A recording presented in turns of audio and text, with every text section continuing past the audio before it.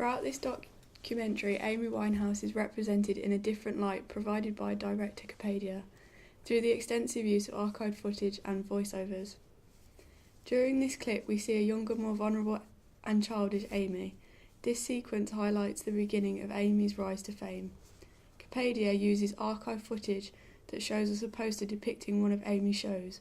This clip foreshadows her growing fame, which is confirmed when Ian Barter mentions the amount of records she has sold, adding poignancy for the spectator as they know already where her fame takes her. In this clip you can see how Amy is physically happier, and this changes as the film progresses. Snug in her rug. She's going to get annoyed. Amy, explain what your little hub is all about. Oh, you're coming by?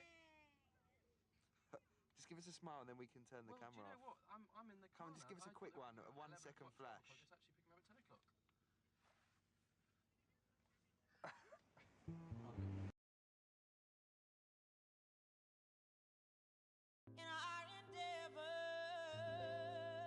Capadia opens this scene with paparazzi photographs of Amy leaving a building.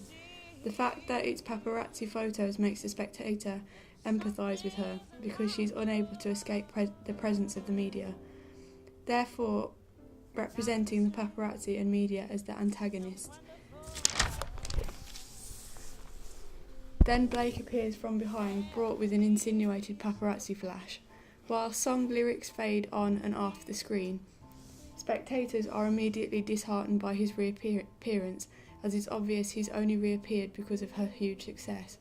Here we see her with messy makeup, thin, and looks uncomfortable in comparison to the first clip.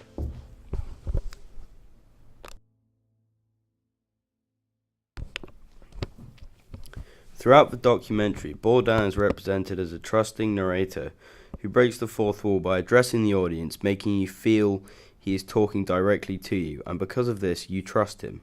However, Leighton uses this to misdirect you into a more negative view of the family.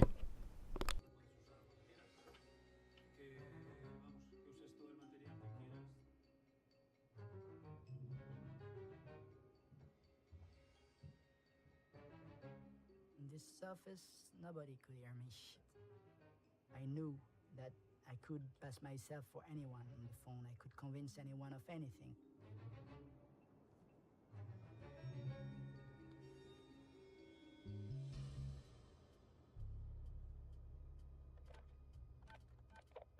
So I called the American police.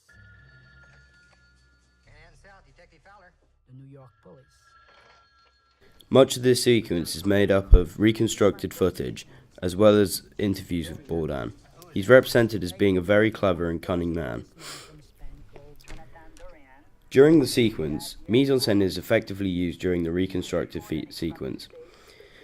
This helps to add mystery surrounding Bourdain, as he is often covered in low-key lighting, as well as his costume tends to cover his face.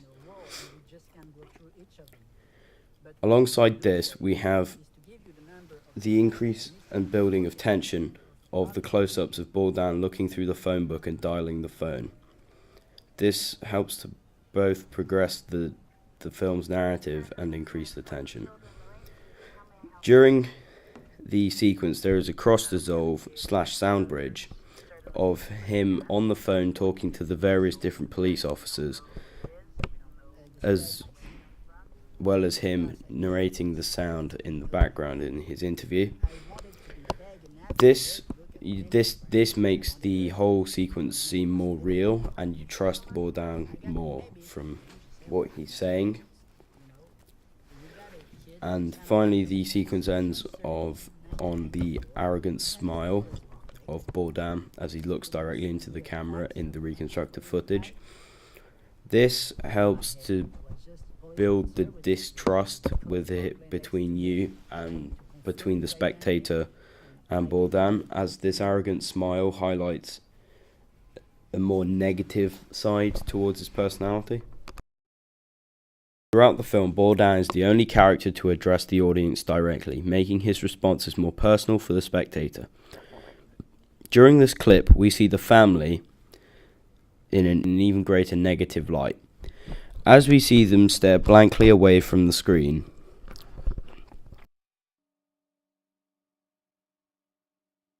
however, the sister is the only other person to look directly at the audience.